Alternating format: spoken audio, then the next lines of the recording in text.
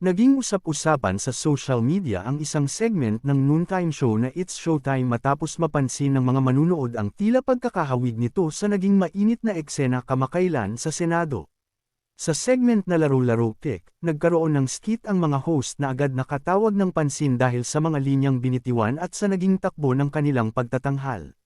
Sa naturang eksena, sila si Marquez ang nagbigay ng mga linyang tumatalakay sa kahirapan, hustisya, at pamahalaan.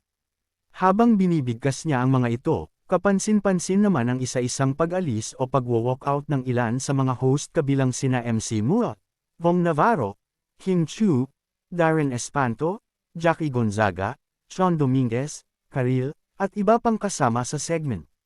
Mas lalo pang nakatawag ng atensyon ang skit nang sabihin ni Lassie ang linyang, mahirap kasi kung wala po tayong legal background, na agad iniugnay ng ilang netizens sa naging pahayag ng isang senador sa gitna ng kontrobersyal na plenary debates.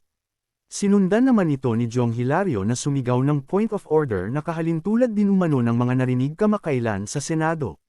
Nang mahulaan ng contestant ang tamang sagot na, tatsulok, agad na pinatugtog ang sikat na kanta at sabayang inawit ng mga host kasama ang madlang people.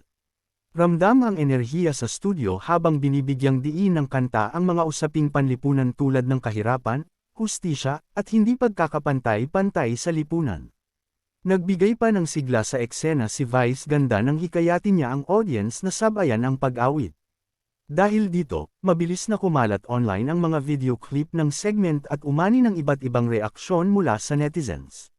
Marami ang nagpahayag ng paghanga sa pagiging malikhain at matapang ng mga writer at host sa pagtalakay ng mga napapanahong isyu sa paraang naaayon pa rin sa format ng programa.